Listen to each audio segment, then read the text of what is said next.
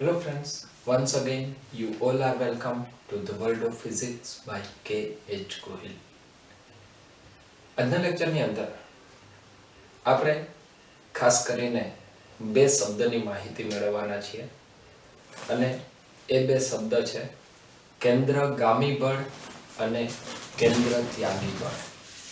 તો સૌપ્રથમ તો આ શબ્દનો ક્યાં યુઝ થાય, એ શબ્દનો ક્યારે ઉપયોગ કરવો જોઈએ અને ક્યારે કયું બળ કેન્દ્રગામી બળ તરીકે વર્તે અને કઈ સ્થિતિમાં કયું બળ કેન્દ્ર ત્યાગી બળ તરીકે વર્તે તેની આપણે ચર્ચા કરવાના છીએ. તો સૌપ્રથમ તો શરૂઆત કરીએ તો વર્તુળાકાર ગતિ માટેનો આજનો લેક્ચર નંબર 4.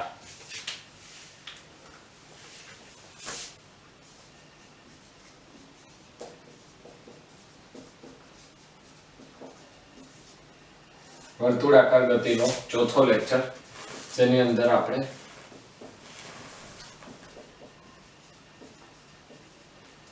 કેન્દ્રગામી બળ અને કેન્દ્ર ત્યાગી બળ ની ચર્ચા કરવાના છીએ. સૌપ્રથમ તો આજે બળની વાત આવશે, આનો મતલબ એવો થાય કે અત્યાર સુધી આપણે જે પણ વાત કરેલી હતી એની અંદર માત્ર પદાર્થની ગતિની વાત કરતા હતા. મતલબ એના આપણે માત્ર લક્ષણો જોતા હતા કે પદાર્થનું કોણીય સ્થાનાંતર આટલું છે, કોણીય વેગ આટલો છે, કોણીય પ્રવેગ અથવા તો કોઈ પણ પ્રવેગ આટલો છે. હવેથી આપણે જે વાત કરવાના છીએ એ તેના ગતિના કારણોની વાત કરવાના છીએ. મતલબ હવે તે આવશે એ ડાયનેમિક્સ શરૂ થશે. તો કાઇનેમેટિક્સ ની અંદર માત્ર ને માત્ર તે કેવી રીતે ગતિ થાય છે, એટલે કે શુદ્ધ ગતિ વિજ્ઞાન, જેની અંદર માત્ર ગતિની ચર્ચા કરવામાં આવે છે, આપણા આગળના લેક્ચર્સ હતા. હવે પછી આપણે જે વાત કરવાના છીએ એની અંદર ગતિના કારણોની પણ ચર્ચા કરશું. તો અહીંયાથી વર્તુળાકાર ગતિ માટે ડાયનેમિક્સની શરૂઆત થશે. આપણે આગળ ભણી ગયા છીએ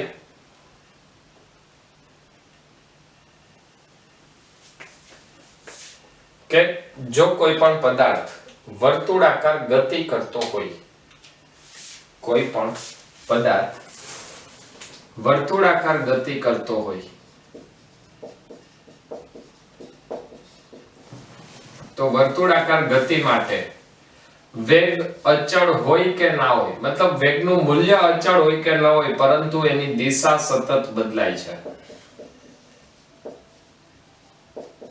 અને આ જે વેગની દિશા સતત બદલાય છે, એ વેગની દિશા બદલાવાને કારણે એક પ્રકારની ગતિ, પ્રવેગી ગતિ ઉત્પન્ન થાય છે.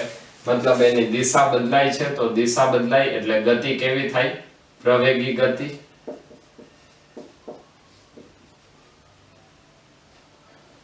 અને આ પ્રવેગ કઈ તરફ? કેન્દ્ર તરફ. જો ગતિ પ્રવેગી હોય, આનો મતલબ કે જો એ ગતિ દરમિયાન કોઈક પ્રવેગ ઉત્પન્ન થતો હોય તો આ પ્રવેગ ત્યારે જ ઉત્પન્ન થાય જ્યારે ત્યાં કોઈક બળ લાગતું હોય. મતલબ પ્રવેગી ગતિ માટે હવે આપણે ફરીથી એક બળની ચર્ચા કરશું. તો એ આવશે કેન્દ્રગામી બળ, જે કેન્દ્રગામી પ્રવેગ ઉત્પન્ન કરે છે. અને આ કેન્દ્રગામી બળની દિશા કઈ તરફની આવશે? તો એ આવશે હંમેશા કેન્દ્ર તરફ. આપણે જેમ આગળના લેક્ચરની અંદર વાત કરેલી હતી એ જ વાતને અહીંયા થોડી એવી પાછી રિપીટ કરીએ તો કેન્દ્રગામી પ્રવેગનું આપણે સૂત્ર લખેલું હતું AC mv²/r. Sorry, AC v²/r. તો કેન્દ્રગામી બળનું સૂત્ર આવશે F is equal to m into AC, मतलब FC is equal to mv square divided by r. તો આપણને સૂત્ર મળશે કેન્દ્રગામી બળનું. હવે અહીંયા આપણે જે કેન્દ્રગામી બળની વાત કરીએ છીએ તો કેન્દ્રગામી બળ માટે એક અહીંયા અગત્યનો મુદ્દો હું તમને કહીશ.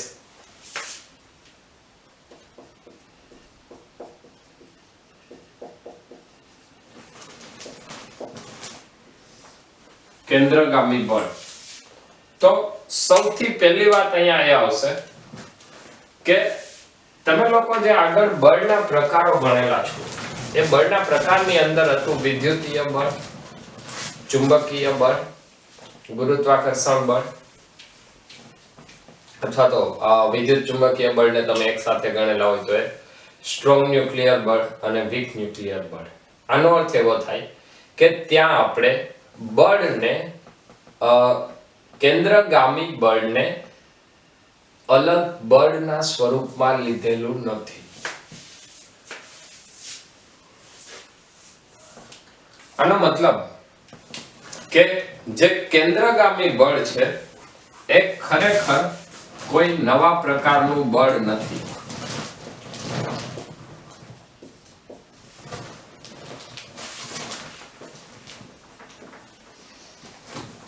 પરંતુ કેન્દ્ર તરફ લાગતું બળ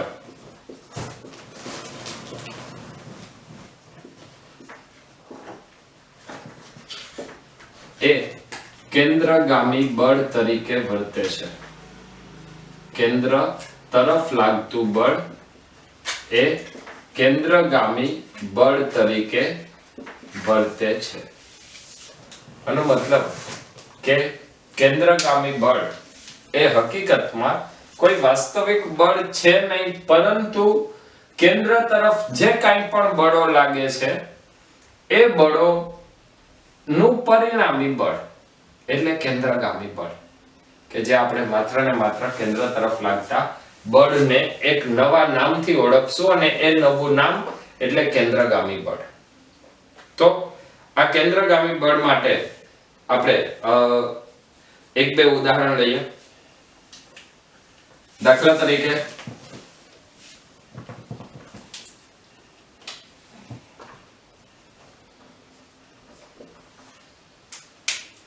પેલું ઉદાહરણ લઈએ તો એ આવશે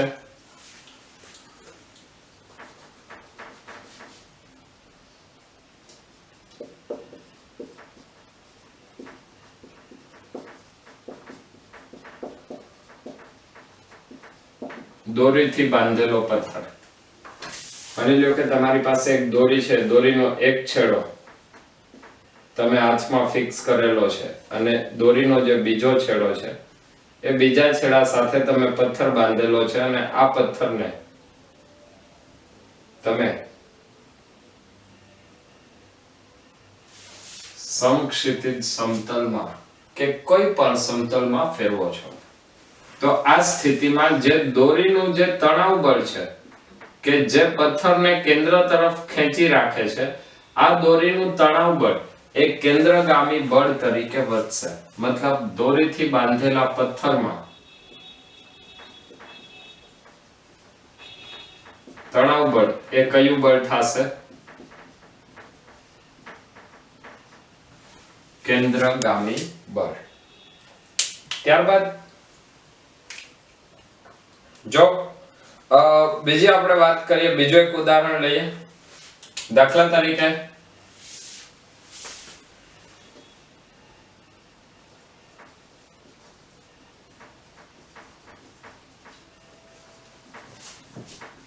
ન્યુક્લિયસની આસપાસ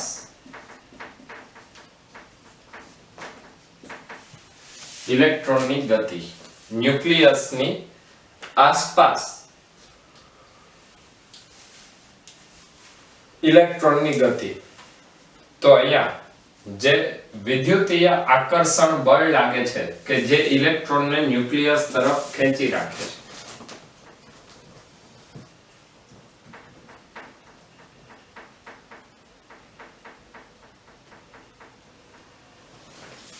આ ન્યુક્લિયસ છે, તો ન્યુક્લિયસની આસપાસ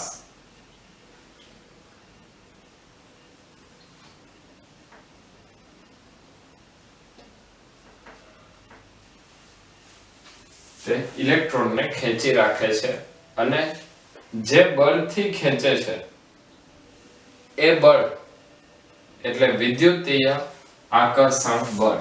મતલબ આ ઉદાહરણની જો વાત કરીએ તો એમાં આવશે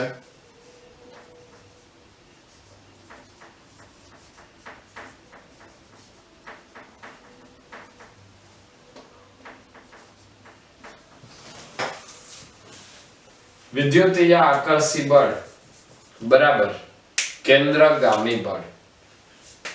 ત્યારબાદ આવું જ એક ઉદાહરણ લઈએ. સૂર્યની આસપાસ ગ્રહોની ગતિ.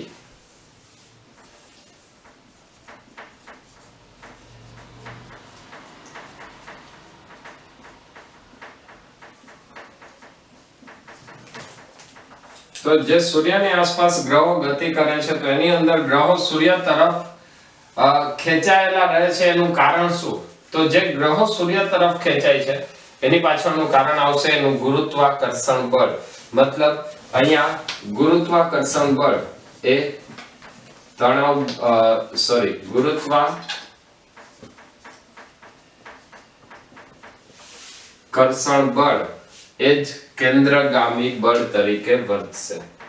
તો આપણે લખશું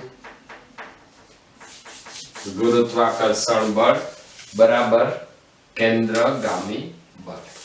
હવે કેન્દ્રગામી બળ ઉપરના કેટલાક દાખલાઓ જોઈએ. તો સૌથી પહેલા શરૂઆત કરીએ. આપણે જે સૂત્ર ભણી ગયા છીએ F mr². તો તેના ઉપરનો એક ક્વેશ્ચન છે. દાખલા તરીકે તમને એવું કીધેલું છે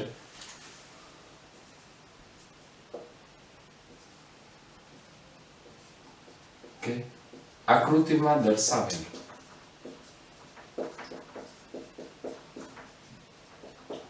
ત્રણેય બ્લોક પર લાગતું કેન્દ્રગામી બળ શોધો. આકૃતિ તમને ક્વેશ્ચનની અંદર આપેલી છે. ઓમેગા 2 રેડિયન પર સેકન્ડ અને સાથે એક દોરી જોડેલી છે. પેલા પદાર્થનું દળ 1 કિલોગ્રામ.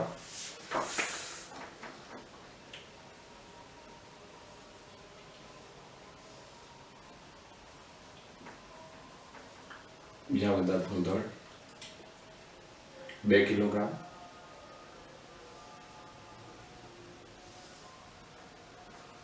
અને ત્રીજા પદાર્થનું દળ 3 કિલોગ્રામ. આ આખું તંત્ર આ અક્ષની સાપેક્ષે ફરે છે. તો આના માટે ત્રણેય બ્લોક ઉપર કેન્દ્રગામી બળ શોધવાનું છે અને અંતર તમને આપેલું છે 1 મીટર,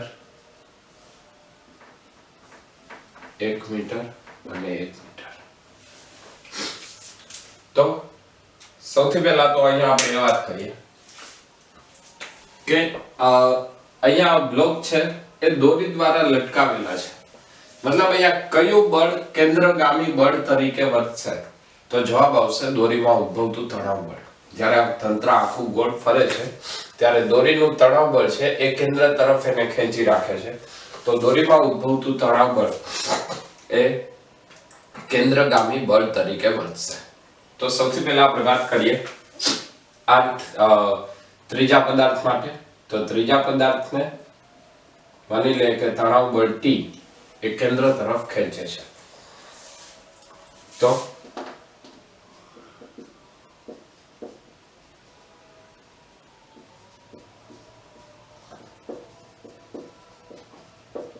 ત્રણ કિલોગ્રામના બ્લોક માટે આપણે લખશું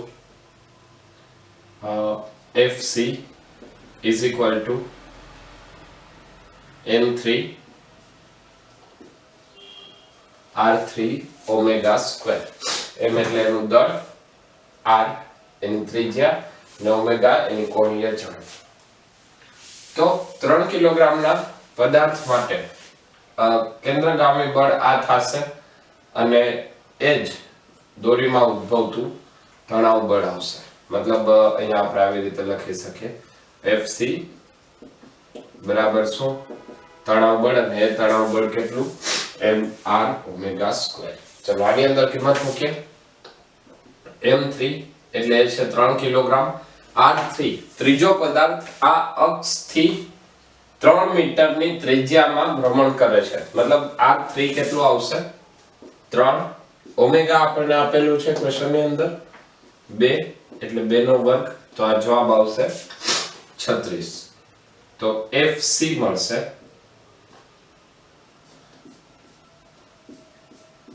C બ્લોકનું કેન્દ્રગામી બળ 36 ન્યૂટન. ત્યારબાદ બીજું લઈએ 2 કિલોગ્રામ દળના બ્લોક માટે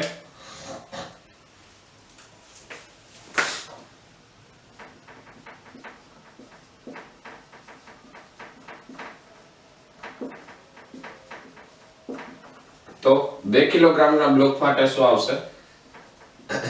FC માની લે આ બ્લોકનું હું નામ આપું છું A, બીજાને B અને ત્રીજાને C કરું છું. તો અહીંયા પણ 2 કિલોગ્રામ દળના બ્લોક માટે જો આપણે વાત કરવી હોય તો ત્યાં પણ તણાવ બળ લેવું પડશે. કયું તણાવ બળ? તો 2 કિલોગ્રામ દળના બ્લોકને કેન્દ્ર તરફ કયું તણાવ બળ ખેંચે છે? આ દોરી. તો અહીંયા આપણે તણાવ બળ T લીધું, અહીંયા કંઈક અલગ તણાવ બળ લેવું પડશે. માની લઈએ કે અહીંયા હું તણાવ બળ T1 કહું છું. તો FC મતલબ B ઉપર લાગતું તણાવ બળ, તો B ઉપર લાગતું તણાવ બળ એ શું આવશે? T1 જેટલું. જ્યારે આ તણાવ બળને આપણે T1 કહીએ છીએ, તો T1 ની સાથે સાથે આ જે બહારનો પદાર્થ છે એ 2 કિલોગ્રામ દળના પદાર્થને ફરીથી બહાર તરફ પણ ખેંચે છે અને એનું તણાવ બળ કેટલું આવશે? T જેટલું.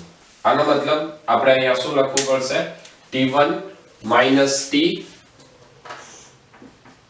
અંદર તરફ બળ છે કેન્દ્રગામી બળ, એટલે T1 મોટું હોય તો T1 મોટું હોય, T નાનું એટલે T1 - T, અને T1 - T બરાબર સૂત્ર શું આવશે? mr omega square, m2 r2 omega square. ચલો T1 આપણને ખબર નથી તો અહીંયા હું લખું છું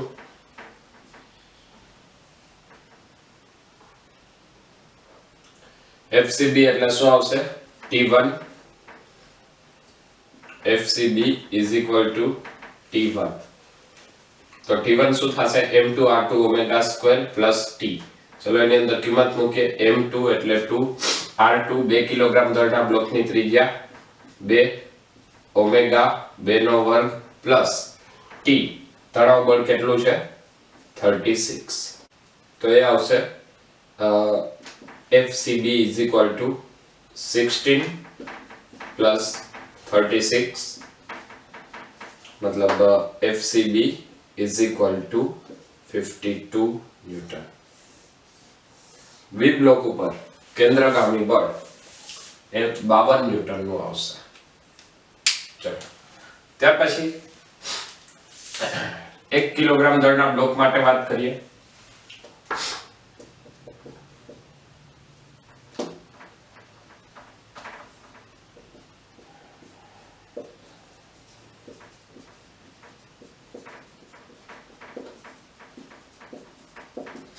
તો 1 કિલોગ્રામ દળના બ્લોક માટે કેન્દ્ર તરફ લાગતું તણાવ બળ ધારો કે T2 છે. આ બાજુ જે દોરી તણાવ બળ લગાડે એ T1. તો અહીંયા આપણે ફરીથી લખવું પડશે કેન્દ્ર તરફનું બળ મોટું છે T2 - T1 is equal to m1 r1 omega square, અથવા T2 is equal to m1 r1 omega square plus T1 અને આ જે T2 છે એ આવશે FCA બ્લોક A ઉપર લાગતું તણાવ બળ. ચલો આની અંદર કિંમત મૂકીએ. M1 1 R1 1 ઓમેગા 2 અને પ્લસ T1 નું મૂલ્ય આપણે ઓલરેડી ગોતેલું છે અને T1 નું મૂલ્ય કેટલું છે 52. તો આવશે 4 + 52 મતલબ એ ઉપર લાગતું તણાવ બળ 56 ન્યૂટન જેટલું હોય. ક્લિયર છે?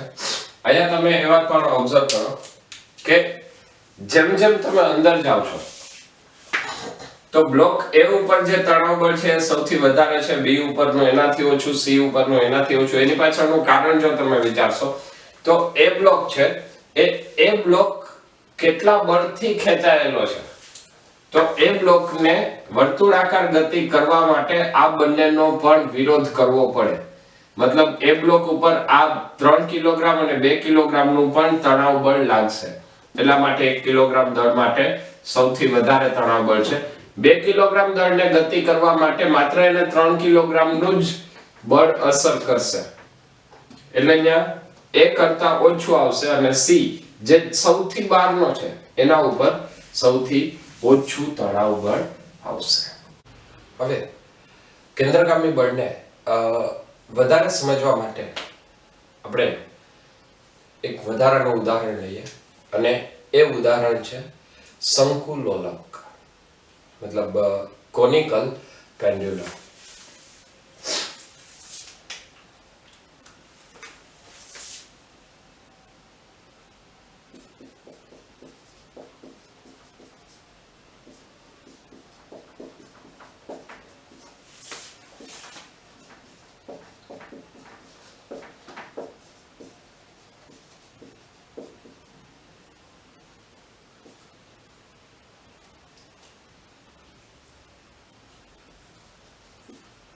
Conical pendulum. ચલો તો કોનિકલ પેન્ડ્યુલમ માટે સૌથી પહેલા તો શંકુલોલક એટલે શું થાય? તો અત્યાર સુધીમાં તમે જે વાત કરેલી છે એની અંદર જો કોઈ એક પદાર્થને દોરી સાથે બાંધી દેવામાં આવે અને આ પદાર્થને કોઈ એક દિશામાંથી જો મુક્ત કરવામાં આવે તો એ કઈક પ્રકારના લોલકની જેમ દોલનો કરે છે. હવે જો આ જ વસ્તુને હું એવી રીતે વિચારું કે આ પદાર્થને આ બાજુ લઈ અને માત્ર મૂકવાનો નથી પરંતુ એને કઈક થીટા કોણે મૂકવાનો છે. જો આ પદાર્થને હું થીટા કોણે મૂકીશ તો હવે આ પદાર્થ આખે આખો સમક્ષિતિજ સમતલમાં વર્તુળાકાર માર્ગે ગતિ કરશે ને આજે વર્તુળાકાર માર્ગે ગતિ કરે એટલે એનો આકાર કેવો થશે? શંકુ આકારનો. ને એટલા માટે આવા લોલકને કહેવાય છે કોનિકલ પેન્ડ્યુલમ મતલબ શંકુલોલક. ચલો તો હવે શંકુલોલકને આપણે જોઈએ. સૌથી પહેલા તો અહીંયા હું તમને આવર્તકાળનું સૂત્ર યાદ કરાવી દઉં. તો સાદા લોલક માટે આવર્તકાળ હતો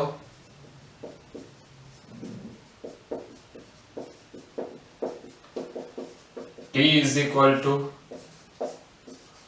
2π√L/g અને શંકુલોલક માટે આવર્તકાળ આવશે T = 2π√L/cos⁻g. આ સૂત્ર ઓલરેડી તમે આગળના ધોરણમાં ભણી ગયા છો, તમે સાબિત કરેલું છે અને આગળ ઉપર પણ આપણે સાબિત કરવાના છીએ. આ એક ફિક્સ સૂત્ર છે. અને શંકુલોલકની આપણે વાત કરીએ તો શંકુલોલક T = 2π√L/cos⁻g આવે જે આપણે અત્યારે સાબિત કરીશું. તો સૌથી પહેલા તો એક શંકુલોલક વિચારીએ.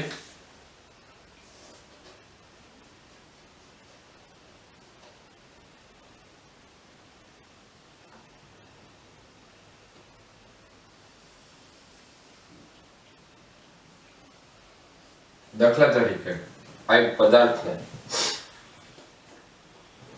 કેન્દ્રથી r જેટલા અંતરે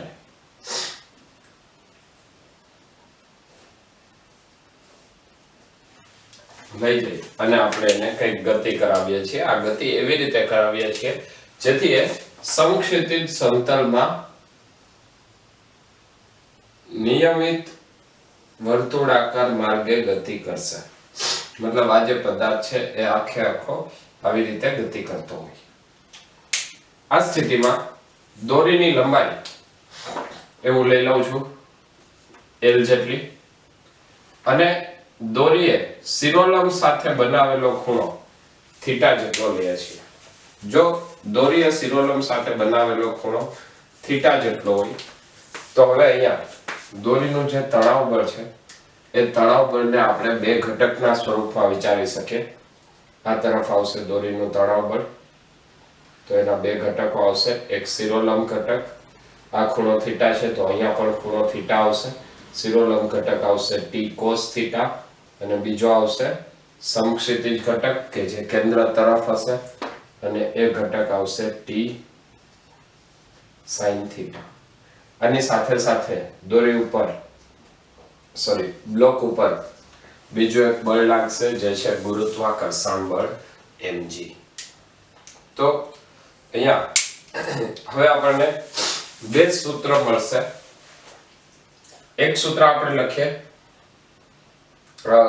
શિરોલંબ ઘટકો માટે અને એક સૂત્ર લખશું સમક્ષિતિજ ઘટકો માટે. તો અહીંયા હું બંને સૂત્ર લખું છું. શિરોલંબ ઘટકની જો તમે વાત કરશો તો એ તમને મળશે t cos થીટા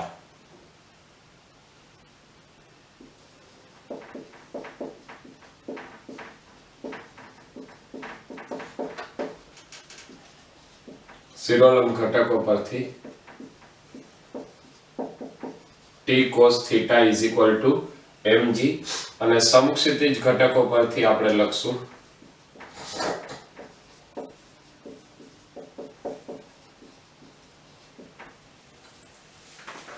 સમક્ષિતિજ ઘટક કયો છે t sin થીટા કઈ તરફ છે કેન્દ્ર તરફ, અને જો એ કેન્દ્ર તરફ હોય તો એને આપણે કેન્દ્રગામી બળ કહી શકીએ. એટલે t sin થીટા આવશે fc, અને fc નું મૂલ્ય આપણને ખબર છે mr ઓમેગા સ્ક્વેર. ચલો હવે આ બંને સમીકરણનો આપણે ગુણોત્તર લઈ લે તો 1 અને 2 પરથી આપણને મળશે t sin theta by t cos theta is equal to mr omega square by mg. બંને કેન્સલ થઈ જશે, t કેન્સલ થઈ જશે. ફરીથી આ સૂત્રને થોડું વિચારીએ. sin theta by cos theta is equal to, જો અમારે આ બાજુની વાત કરવી હોય r ની, તો આપણે આ r અંતરને શું l ના સ્વરૂપમાં વિચારી શકીએ. r અંતરને l ના સ્વરૂપમાં લખવું હોય તો આ લંબાઈ છે, એ લંબાઈનો આ ઘટક કયો આવશે l cos theta. લંબાઈનો શિરોલંબ ઘટક આવશે l cos theta, અને સમક્ષિતિજ ઘટક આવશે l sin theta. મતલબ જે r છે એ r આપણને કેટલું મળશે l sin theta જેટલું મળે. l sin theta omega square by g. ફરીથી અહીંયા sin theta કેન્સલ થઈ જશે, તો આપણને સૂત્ર મળશે કેન્દ્રગામી બળનું. જો આપણે સૂત્ર લખીએ તો fc mr omega square, એના ઉપરથી t sin theta અને t cos theta નો ગુણોત્તર લીધો એટલે આપણને મળ્યું 1 by cos theta l omega square g. અથવા આના ઉપરથી હું ઓમેગા સ્ક્વેર ને સૂત્રનો કરતા બનાવું છું, તો ઓમેગા સ્ક્વેર ને સૂત્રનો કરતા બનાવશું એટલે એ આવશે g by l cos theta.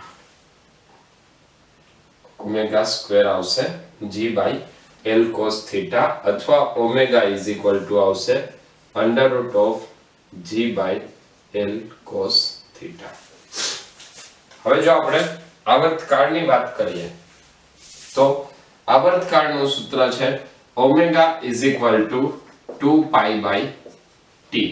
તો આના ઉપરથી લખાય t is equal to 2 pi by omega. અને જો t is equal to 2 pi by omega હોય તો અહીંયા આપણે લખશું t is equal to 2 pi under root of l cos theta by g. આ આપણને સંકુલોલકનું આવર્તકાળનું સૂત્ર મળશે. અચ્છા, આ સંકુલોલકના આવર્તકાળ ઉપરથી તમે સાદા લોલકના આવર્તકાળ માટેનું સૂત્ર મેળવવું હોય તો સૂત્ર વિચારી શકાય. ચલો એ એકવાર જોઈએ.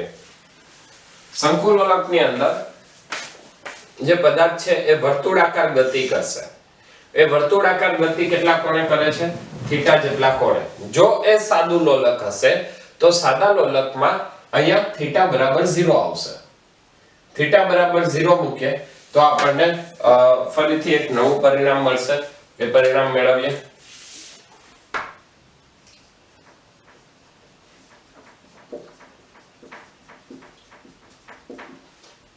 સાદા લોલક માટે થીટા બરાબર 0. તો અહીંયા ફરીથી સમીકરણ મળશે t is equal to 2 pi under root cos 0 ની કિંમત થાય 1. તો એ આવશે t is equal to 2 pi under root l by g. ચલો ક્લિયર છે? મતલબ સંકુલોલકનું જે આપણે સૂત્ર મેળવ્યું એના ઉપરથી પણ સાદા લોલકનું સૂત્ર મેળવી શકાય. તો આ એક વધારાનું એક એક્ઝામ્પલ હતું જેની મદદથી તમે કેન્દ્રગામી બળને સમજી શકશો. કેન્દ્રગામી બળને સમજવા માટે એક વધારાનું ઉદાહરણ લે જે આવશે મોતનો કૂવો.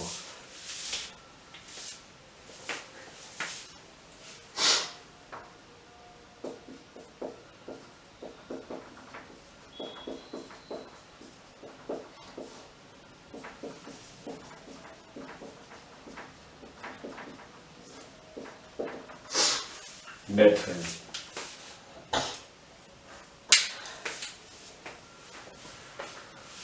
જો તમે ક્યારેય મોતનો કૂવો જોયેલો હોય તો એની અંદર તમે ઓબ્ઝર્વ કરેલું હશે કે એક આખું સ્ટેન ટાઈપ સ્ટ્રક્ચર હોય. એ સ્ટ્રક્ચર લગભગ સિરોલમ માની શકાય અને સિરોલમ સ્ટ્રક્ચર ઉપર અંદર આખી જે બાઇક છે એ બાઇક ગતિ કરતું હોય છે. તો આ સ્થિતિમાં કેટલાક ક્વેશ્ચન્સ તમારા મગજમાં આવવા જોઈએ. ચલો તો એ ક્વેશ્ચનની હું વાત કરું.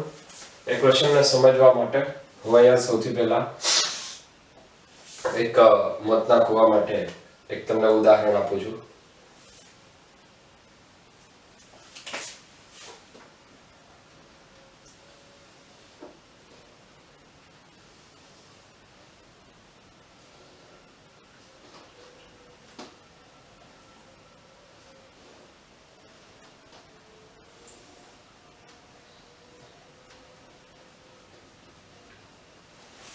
માની લે આ મોતનો કૂવો છે.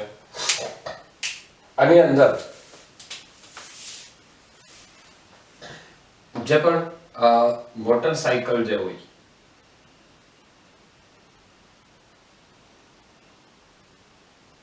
એ મોટરસાયકલ લગભગ સમક્ષિતિજ સમતલમાં ગતિ કરતું હોય છે. એ જ્યારે ગતિ કરે છે ત્યારે સૌથી પહેલી વાત કે એના ઉપર કેન્દ્રગામી બળ એના ઉપર ગુરુત્વીય બળ લાગશે. જો એના ઉપર ગુરુત્વીય બળ લાગે તો આ ગુરુત્વીય બળ એ બાઇક સવારને કઈ બાજુ ખેંચશે? નીચે તરફ ખેંચશે. પરંતુ અહીંયા તમે એ પણ જોયેલું હશે કે નીચે પડ્યા વગર ગતિ કરી શકે છે.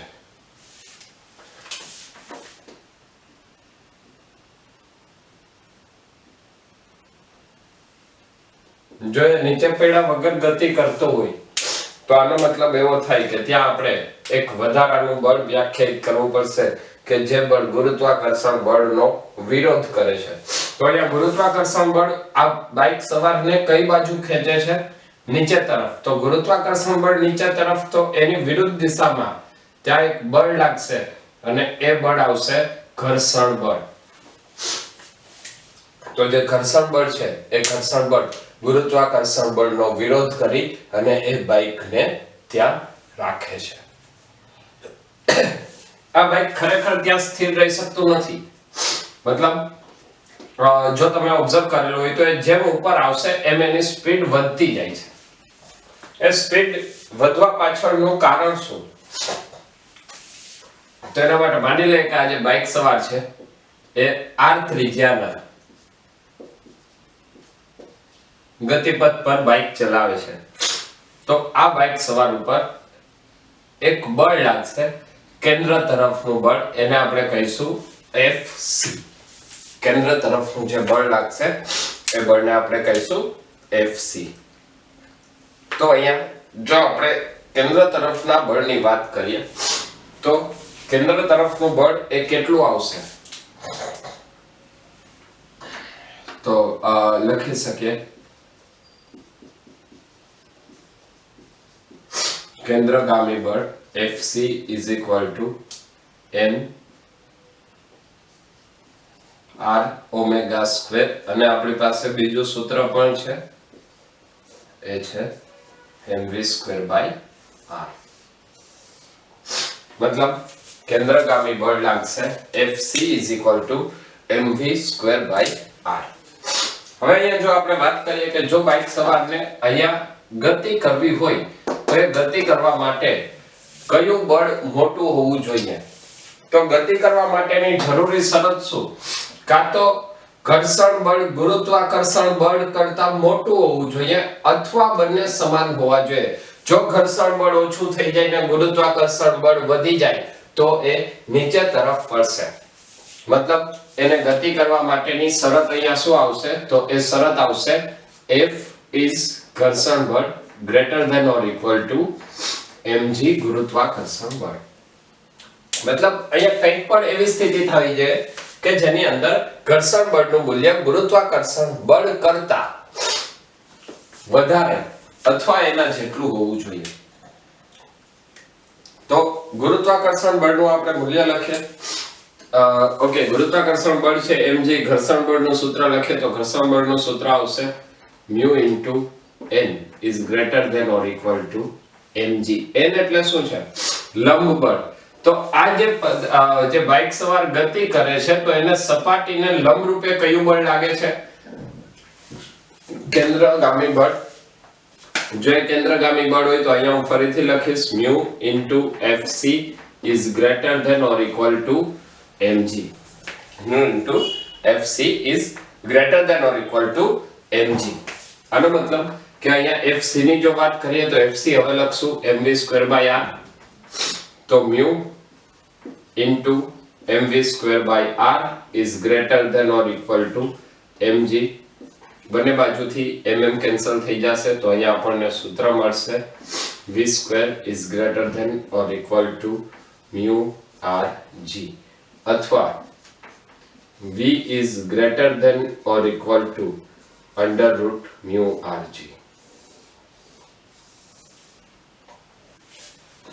મતલબ એનો જે વેગ છે એ વેગ under root mu r g કરતા મોટો હોવો જોઈએ અથવા એટલો હોવો જોઈએ. અને આ જ વસ્તુને જો તમે વિચારેલી હોય તો એ જ્યારે નીચે હશે ત્યારની એની ઝડપ છે અને એના કરતા એ જ્યારે ઉપરની સપાટી આવે ત્યારે એની ઝડપ અચાનક વધે છે. આ ઝડપ વધારવા પાછળનું કારણ આપણે વિચારીએ. એ જ્યારે ઉપરની સપાટીએ ગતિ કરે છે ત્યારે એની ઝડપ ખૂબ જ વધારે હોય. એ ઝડપ વધારવા પાછળનું કારણ શું? જો એની ઝડપ વધશે તો v નું મૂલ્ય વધશે. r નું મૂલ્ય અચળ થઈ જશે. અહીંયા r નું મૂલ્ય બદલી શકાતું નથી. જો અહીંયા v નું મૂલ્ય વધશે તો v નું મૂલ્ય વધે એમ કેન્દ્રગામી બળનું મૂલ્ય વધે.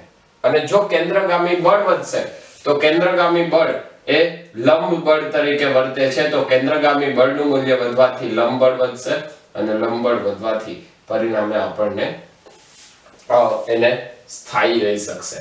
કારણ કે લંબ બળ વધશે તો ઘર્ષણ બળમાં વધારો થાય છે અને એટલા માટે જ જેમ એની ત્રિજ્યા વધશે જેમાં વધતા કૂવાની ત્રિજ્યા મોટી થાય એમ એની સ્પીડમાં વધારો થાય છે. તો નીચે જે સ્પીડ હશે એના કરતાં ઉપરની સ્પીડ ઇન્સ્ટન્ટલી વધવી જોઈએ, તો જ એ સમક્ષિતિજ સમતલમાં ગતિ કરી શકશે. હવે શરૂઆત કરીએ કેન્દ્ર ત્યાગી બળની. તો સૌથી પહેલા તો એ તમને ખબર હોવી જોઈએ કે ક્યારે કેન્દ્રગામી બળ શબ્દ વપરાય અને ક્યારે કેન્દ્ર ત્યાગી બળ શબ્દ વપરાય, કયું બળ ક્યારે ઉપયોગમાં લેવું જોઈએ.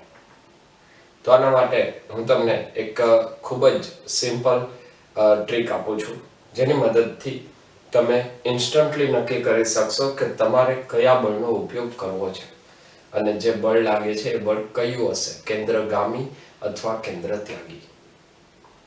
સામાન્ય રીતે તમને એક જ વાક્યમાં આ બંને વચ્ચેનો તફાવત ક્લિયર કરાવવામાં આવતો હોય છે કે કેન્દ્રગામી બળ એટલે કેન્દ્ર તરફ લાગતું બળ અને કેન્દ્ર ત્યાગી બળ એટલે કેન્દ્રથી દૂર તરફ લાગતું બળ.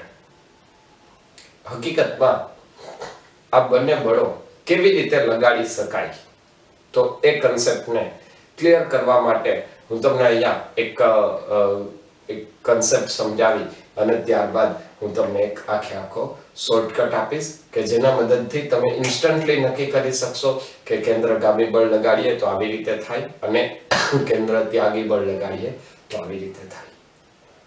અથવા મેઇન જે વાત છે એ છે કે ક્યારે કેન્દ્રગામી બળ લાગે અને ક્યારે કેન્દ્ર ત્યાગી બળ લાગે. તો હવે આપણે વાત કરીએ કેન્દ્ર ત્યાગી બળ માટેની. અચ્છા, કેન્દ્ર ત્યાગી બળ માટેની વાત કરીએ એની પહેલા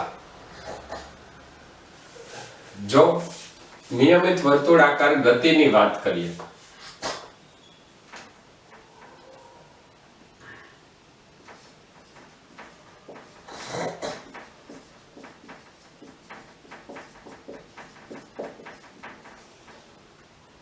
તો આ નિયમિત વર્તુળાકાર ગતિમાં ગતિ એ હંમેશા કેવી ગતિ હોય છે?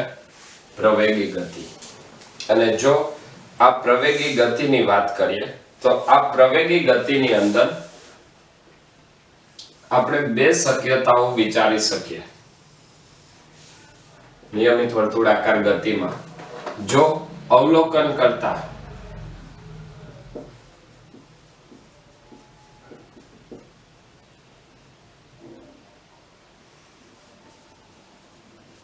સ્થિર હોય, અવલોકન કરતા જો સ્થિર હોય એનો મતલબ કે માની લઈએ કે અહીંયા ક્યાંક કોઈ એક પદાર્થ નિયમિત વર્તુળાકાર માર્ગે ગતિ કરે છે, બરાબર. માની લઈએ કે આ દોરી છે અને દોરીના છેડે એક પદાર્થ બાંધેલો છે, નિયમિત વર્તુળાકાર માર્ગે ગતિ કરે છે અને આ ગતિને એક વ્યક્તિ જમીન ઉપરથી ઓબ્ઝર્વ કરે છે. તો આ વ્યક્તિ આ તંત્રની સાપેક્ષે કેવી થશે? સ્થિર થશે. અને જો અવલોકન કરતા સ્થિર હોય તો એ જડત્વીય નિર્દેશ ફ્રેમ કહેવાય. અને જો જડત્વીય નિર્દેશ ફ્રેમ હોય તો ત્યાં હંમેશા જડત્વીય નિર્દેશ ફ્રેમમાં હંમેશા કેન્દ્ર ગામી બળ આવશે.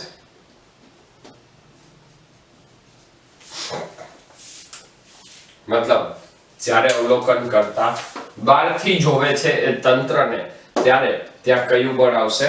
કેન્દ્રગામી બળ. મતલબ ત્યારે તમારે આ પદાર્થ ઉપર અંદર તરફ એક કેન્દ્રગામી બળ લાગે છે એવું વિચારવું પડશે. પરંતુ જો આ જ ઉદાહરણની અંદર આપણે એવું વિચારીએ કે અવલોકન કરતા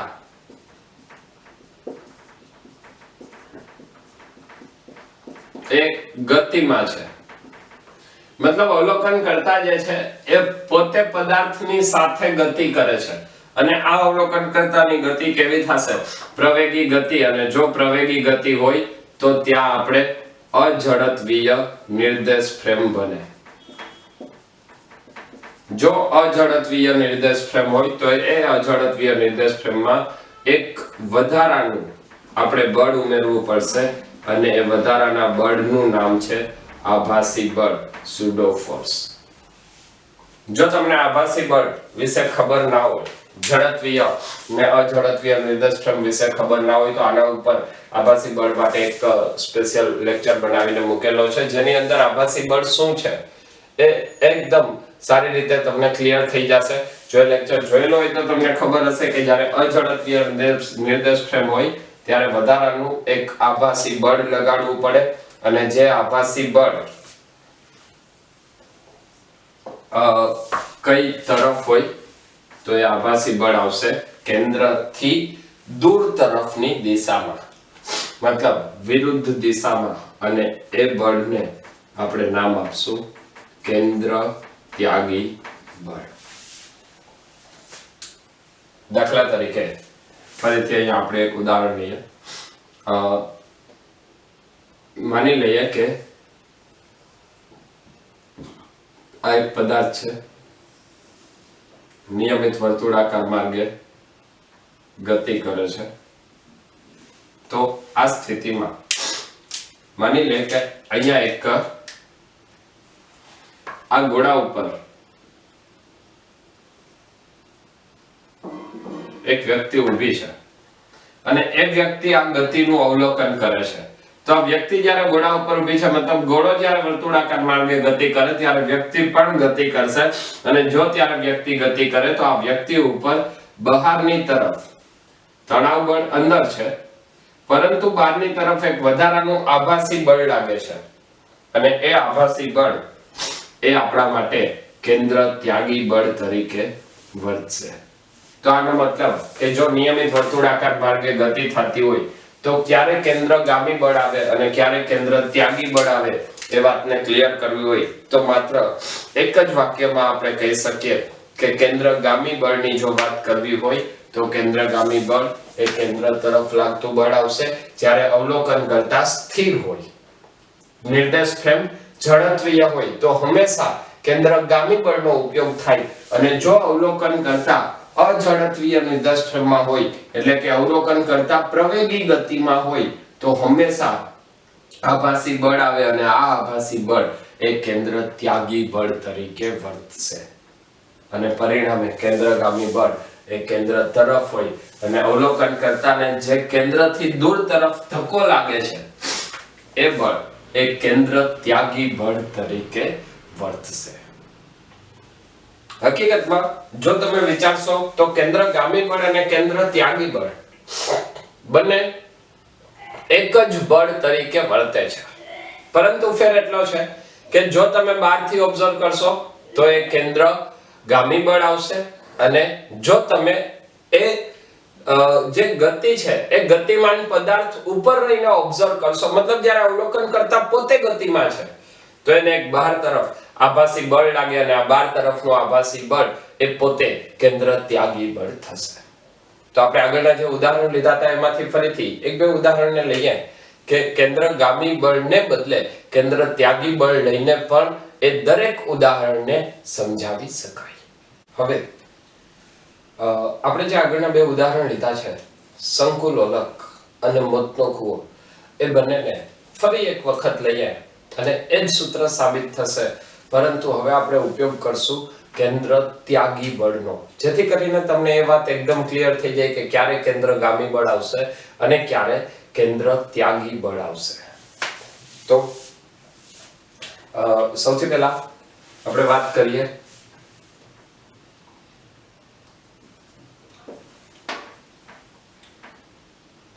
શંકુલોલક. હવે આપણે જે વાત કરવાના છીએ એ કેન્દ્ર ત્યાગી બળના સંદર્ભમાં વાત કરવાના છીએ કે કેન્દ્ર ત્યાગી બળનો ઉપયોગ કરી અને શંકુલોલક માટે કેવી રીતે ગતિ વિચારી શકાય. તો સૌપ્રથમ હું એક આકૃતિ લઉં છું.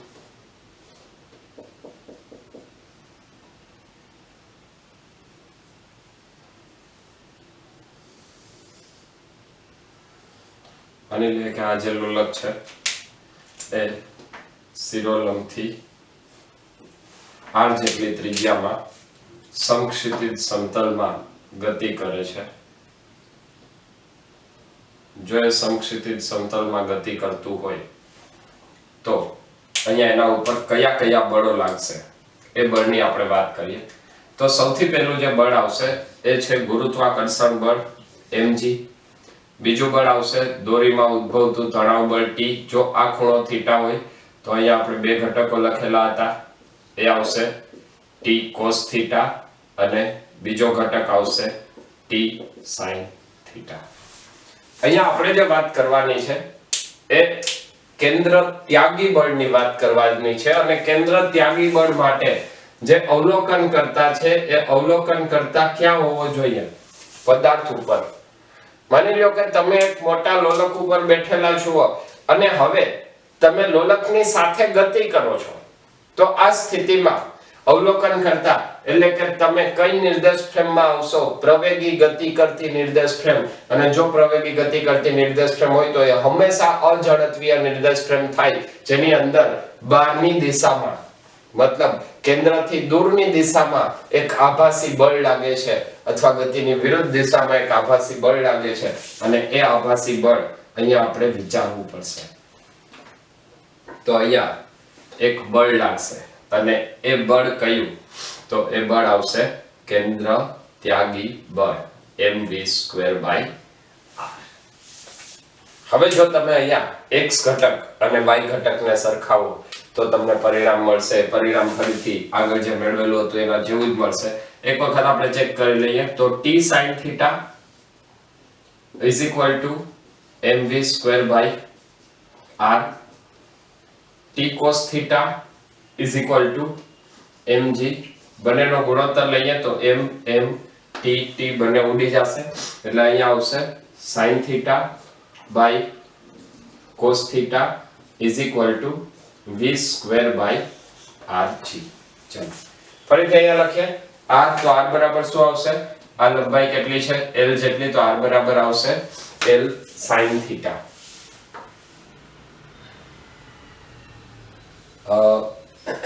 v²/r into g. ચલો તો અહીંયા જો આપણે r ની વાત કરીએ તો r નું સૂત્ર આવશે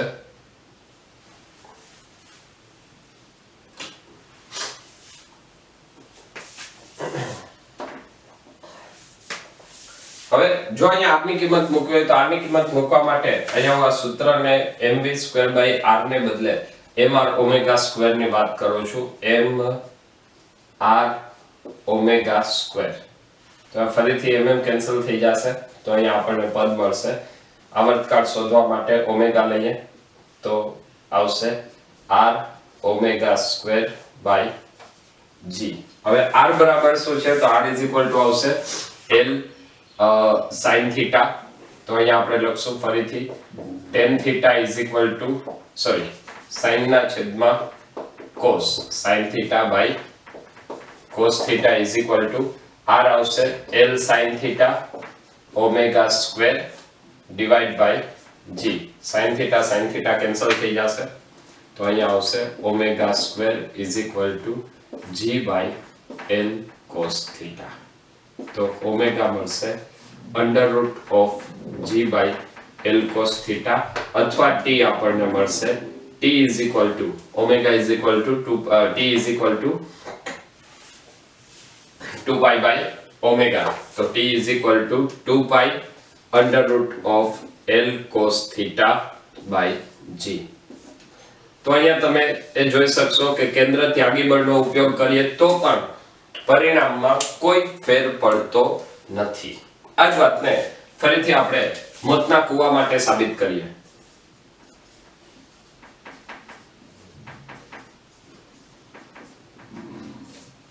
જો કેન્દ્ર ત્યાગી બળની વાત કરીએ તો કેન્દ્ર ત્યાગી બળને આપણે મોતના કૂવા માટે પણ વિચારી શકીએ. દાખલા તરીકે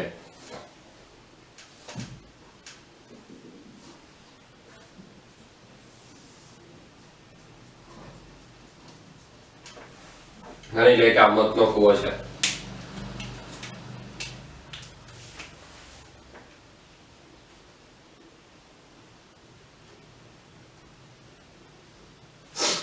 એક બાઇક સમક્ષિતિજ સમતલમાં ગતિ કરે છે.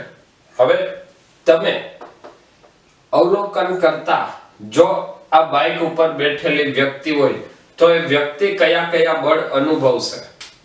તો એ વ્યક્તિ માટેના બળની જો આપણે વાત કરીએ તો સૌથી પહેલું બળ આવશે એ ગુરુત્વાકર્ષણ બળ mg, જેનો વિરોધ કરતું બળ એ આવશે ઘર્ષણ બળ F, કે જે વ્યક્તિને નીચે પડતી અટકાવે છે.